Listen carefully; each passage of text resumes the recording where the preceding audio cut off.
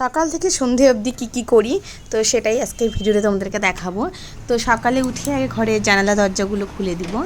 তো এটাই হচ্ছে সকালে উঠে প্রথম কাজ। আর আজকে সবাই তাড়াতাড়ি উঠে পড়েছে, কারণ শনিবারের ভিডিও যেহেতু, এটা শনিবার দিন সবারই স্কুল, মানে আমার মেয়ের স্কুল বন্ধ থাকে আর আমার বর আজকে যাবে না। তো সেই জন্য সবাই উঠে পড়েছে আর ছেলেও উঠে পড়েছে, সবাই নিচে চলে গেছে। তারপরে আমি ঘরগুলো ঝাড় দিয়ে নিচ্ছি, কারণ আজকে আমার উঠতে একটু লেট হয়ে গেছে। ওই শনিবার আর রোববার এই দুটো দিন একটু ঘুম থেকে লেট করে উঠি, আর তা না হলে তো রোজ 7টার দিকে উঠতেই হবে, কারণ মেয়ের বাস সকালে 8টার দিকে আসে।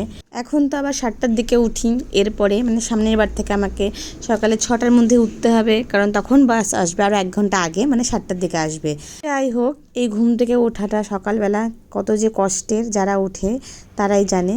অবশ্য সবার কষ্ট হয় না, যাদের মানে ঘুমোতে ভালো লাগে না, মানে অত পছন্দ করে না, তাড়াতাড়ি উঠে পড়ে যারা সকাল সকাল বিশেষ করে, তো তাদের তো কোনো ব্যাপার না। কিন্তু আমি জানি বেশিরভাগ লোকেরই ঘুমাতে ভালো লাগে।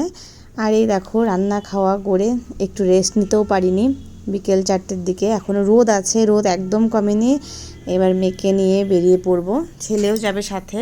তো ছেলেকে রেডি করিয়ে আমি ঘরে রেখে দিয়েছি। টোটো দেখব বাড়ির সামনে, যেহেতু টোটো পাওয়া যায়, তো সেই জন্য টোটো দেখব, টোটো নিয়ে তারপরে ছেলেকে নিয়ে আসবো, কারণ এই রোদের মধ্যে বাইরে দাঁড় করিয়ে রাখবো না। আর মেয়েকে বললাম ঘরে বসে থাক, তো থাকবে না। ও দেখো ফুল দেখাচ্ছে আমাকে, বলছে তোমাদেরকে ফুলটা দেখাতে। তো এই দেখো ফুলটা কি সুন্দর, আর এই গাছে সব কড়িগুলো, আর একটা তো ছিঁড়েই ফেলেছে ও ফুল, তো সেটাও দেখাচ্ছে। মেয়েকে নাচ শেখাতে নিয়ে যেতে আমার বেশ ভালোই লাগে, একটাই কারণ ওই একটু বাড়ির থেকে বের হতে পারি। তা না হলে কোনো কারণ ছাড়া, মানে ওকে নাচের স্কুলে নিয়ে যাব, এটা তো একটা কারণ, একটা কাজ বলতে পারো। আর এমনিতে কিন্তু বের হওয়া হয় না। ওই আমি রেডি হব, ছেলে রেডি হবে, মেয়ে রেডি হবে, সবাইকে একসাথে রেডি করে নিয়ে কোনো কারণ ছাড়া কিন্তু বের হওয়া হয় না, বা কোথাও ঘুরতে যাওয়া ছাড়া বা কোনো অনুষ্ঠান ছাড়া বের হওয়া হয় না।